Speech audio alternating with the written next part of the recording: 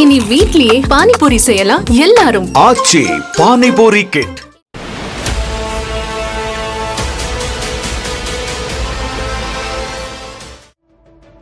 சென்னை அண்ணா பல்கலைக்கழக மாணவி பாலியல் வன்கொடுமை செய்யப்பட்ட வழக்கில் குற்றவாளி என்று அறிவிக்கப்பட்டிருக்கிறார் ஞானசேகரன். அவருடைய தண்டனை விவரங்கள் இன்று வெளியாக இருக்கின்றன. அது தொடர்பான செய்திகளைத்தான் நாம் இன்றைக்கு பெருஞ்செய்தி அமர்வில் தற்போது பார்த்துக் கொண்டிருக்கிறோம்.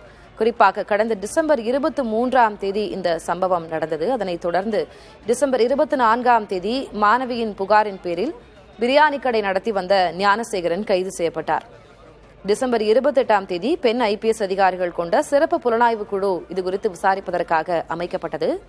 கடந்த ஜனவரி 5 ஞானசேகரன் மீது குண்டர் தடுப்பு சட்டம் பாய்ந்தது.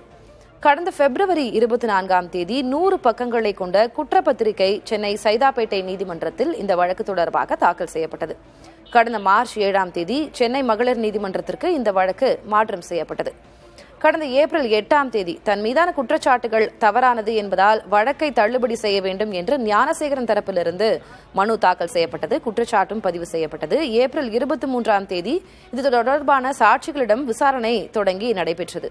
மே 20 அனைத்து தரப்பு வாதங்களும் நிறைவடைந்து தீர்ப்பு தேதிக்காக காத்திருக்கப்பட்டது. அதனைத் தொடர்ந்து மே 25 வழக்கில் எப்போது தீர்ப்பு வெளியிடப்படும் என்ற தேதி அறிவிக்கப்பட்டது. அதாவது மே 28 இந்த வழக்கு தீர்ப்பு வழங்கப்படும் இந்த வழக்கில் என்று மே 25 அறிவிக்கப்பட்டது. மே 28 அந்த முக்கியமான தீர்ப்பு ஞானசேகரன் குற்றவாளிதான் என்று அறிவிக்கப்பட்டது.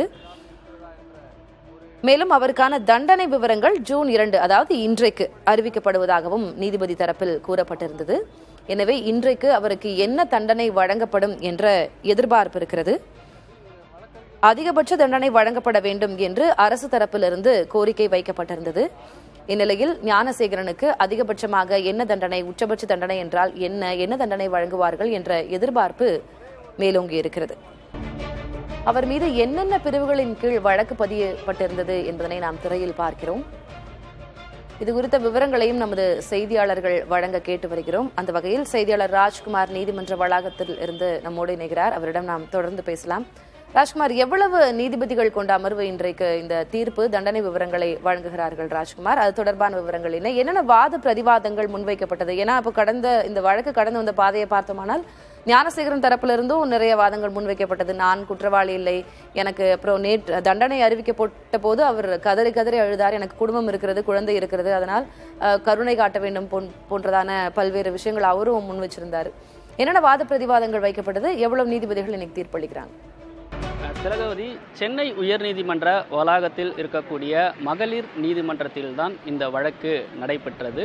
இந்த வழக்கில் இன்னும் சற்று நேரத்தில் ஏற்கனவே ஞானசேகரன் அண்ணா பல்கலைக்கழக மாணவி பாலியல் வன்கொடுமை செய்யப்பட்ட வழக்கில் அவர் குற்றவாளி என கடந்த புதன்கிழமை தீர்ப்பு அளிக்கப்பட்டது. தண்டனை விவரங்களை தான் இன்னும் சற்று நேரத்தில் நீதிபதி ராஜலட்சுமி அறிவிக்க இருக்கிறார். நீதிபதி ராஜலட்சுமி மட்டுமே தண்டனை விவரங்களை அறிவிப்பதற்கான ஏற்பாடுகள் இருக்கிறது. இன்னும் சற்று நேரத்தில் அது நடக்குவதற்கான நீதிமன்றத்தில் அந்த ப்ரொசீடிங்ஸ்க்கான பணிகள்லாம் நடைபெற்று வருவதாக தான் தெரிவித்திருக்கார்கள். நீதிமன்ற வளாகத்தில் பலத்த பாதுகாப்பு போடப்பட்டிருக்கிறது. இந்த வழக்கை பொறுத்தவரை ஞானசேகரன் மீது 12 வழக்குகள் பதிவு செய்யப்பட்டது. அதில் 11 வழக்குகளில் ஞானசேகரன் குற்றவாளி என தீர்ப்பளிக்கப்பட்டிருக்கிறது. பெண் வன்கொடுமை, மிரட்டல், ஆதாரங்களை அழித்தல் உள்ளிட்ட வழக்குகளில் அவர் குற்றவாளி என தீர்ப்பளிக்கப்பட்டிருக்கிறது. 100 பக்க குற்றப்பத்திரிகை தாக்கல் செய்யப்பட்டதற்கு பிறகு மகளிர் நீதிமன்றத்தில் இது தொடர்பான இந்த வழக்கில் விசாரணை நடைபெற்ற பொழுது அரசு தரப்பிலிருந்து இந்த குற்றத்திற்கான ஆதாரங்கள் எல்லாம் சமர்ப்பிக்கப்பட்டது. ஏற்கனவே 3 பெண் IPS சிறப்பு புலனாய்வு குழு அதிகாரிகள் இந்த வழக்கில் விசாரணை மேற்கொண்டார்கள். அது மட்டும் இல்லாமல் ஞானசேகரனுடைய வீட்டில் சோதனை செய்யப்பட்டது. அவரிடம் பறிமுதல் செய்யப்பட்ட செல்போன் உள்ளிட்ட இந்த ஆதாரங்கள் அனைத்துமே நீதிமன்றத்தில் அரசு தரப்பிலிருந்து அந்த குற்றத்திற்கான ஆதாரங்கள் தாக்கல் செய்யப்பட்டது. அண்ணா பல்கலைக்கழக மாணவி பாலியல் வன்கொடுமை சம்பவத்தின் நேரத்தில் அவர் மிரட்டல் சம்பவங்கள் உள்ளிட்டவைகள் எல்லாம் அரசு தரப்பிலிருந்து ஆதாரங்களாக நீதிமன்றத்தில் சாட்சியங்களாக முன்வைக்கப்பட்டது. அது மட்டும் இல்லாமல் காவல்துறையினர் உள்ளிட்ட 29 பேர் சாட்சியங்களாக மகளிர் நீதிமன்றத்தில் அரசு தரப்பிலிருந்து சாட்சியங்களை முன்வைத்திருந்தார்கள். ஞானசேகரன் தரப்பிலிருந்து தான் இந்த குற்றத்தை செய்யவில்லை, அதற்கு எந்தவிதமான ஆதாரங்களும் இல்லை, எனவே இந்த வழக்கிலிருந்து தன்னை விடுவிக்க வேண்டும் என்று ஞானசேகரன் தரப்பிலிருந்து நீதிமன்றத்தில் அவர் தரப்பிலிருந்து வாதங்களும் முன்வைக்கப்பட்டது. எனினும் நீதிபதி அனைத்து தரப்பான வாதங்களையும் கேட்டறிந்ததுக்கு பின்னதாக மே 20ஆம் தேதி அனைத்து விசாரணைகளும் முடித்து வைக்கப்பட்டது. அதற்கு பிறகுதான் இதில் தீர்ப்பு வழங்கப்படும் என்று கடந்த மே 28ஆம் தேதி நீதிபதி ராஜலட்சுமி இந்த வழக்கில் ஞானசேகரன் குற்றவாளி என தீர்ப்பளிக்கப்பட்டது.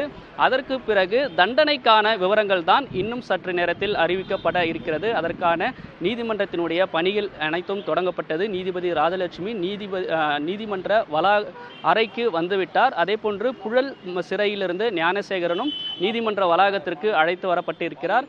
அவர் இன்னும் நீதிமன்ற அறைக்கு உள்ளே அனுப்பவில்லை. காவல்துறையினர் பாதுகாப்புடன் நீதிமன்ற வளாகத்தில் தான் இருக்கிறார். எனவே இதில் அதிகபட்ச தண்டனை வழங்க வேண்டும் என்று அரசு தரப்பு வழக்கறிஞர் மேரி ஜெயந்தி கூட வலியுறுத்தி இருக்கிறார். ஏனென்றால் இந்த வழக்கு மிக முக்கியமான வழக்கு. அரசு தரப்பிலிருந்து அனைத்து விதமான சாட்சியங்களும் இதில் காண்பிக்கப்பட்டிருக்கிறது.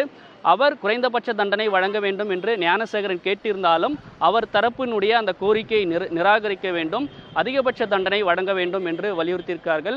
எனவே இந்த வழக்கில் தண்டனை விவரங்கள் இன்னும் சற்று நேரத்தில் அறிவிக்கப்பட இருக்கிறது. தண்டனை காலம் எவ்வளவு, அபராதம் எவ்வளவு விதிக்க இருக்கிறார்கள் போன்ற நடவடிக்கைகள் அனைத்துமே இன்னும் சற்று நேரத்தில் நீதிபதி அறிவிக்க இருக்கிறார். அதற்கான ஏற்பாடுகள் நடைபெற்று வருகிறது.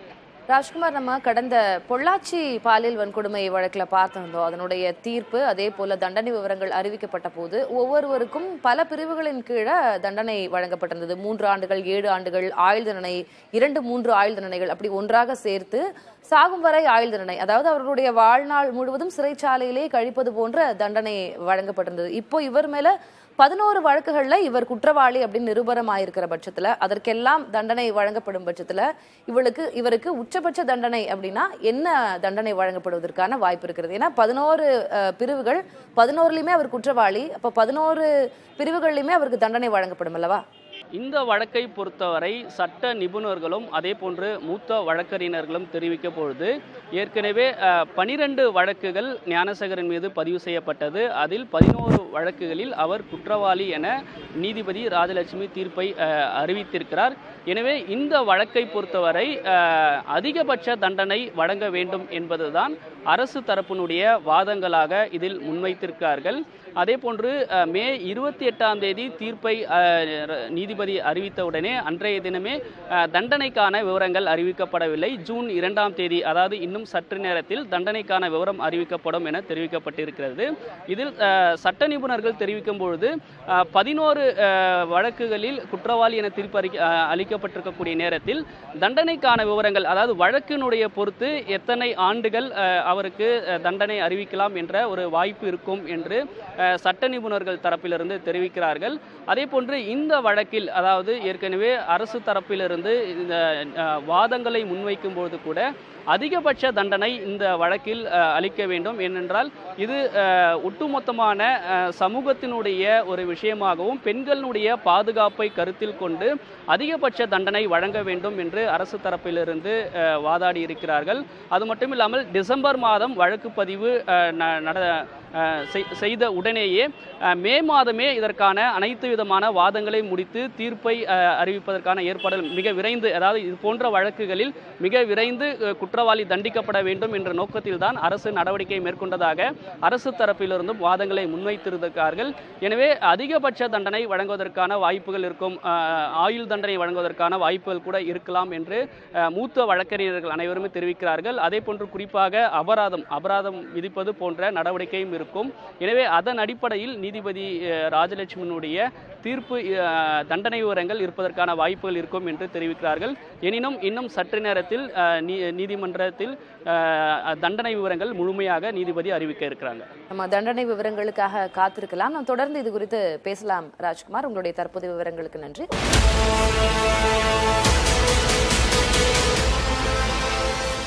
இனி வீட்லயே பானிபூரி செய்யலாம் எல்லாரும். ஆச்சி பானிபூரி கிட்.